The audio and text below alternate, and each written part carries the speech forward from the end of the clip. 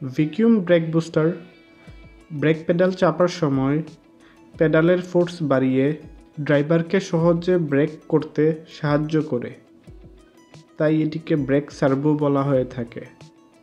Vacuum brake booster খারাপ হলে brake pedal push করতে হার্ড লাগবে, গাড়ির ব্রেকিং ডিস্টেন্স বেড়ে যাবে, ড্যাশবোর্ডে brake warning light signal show করবে।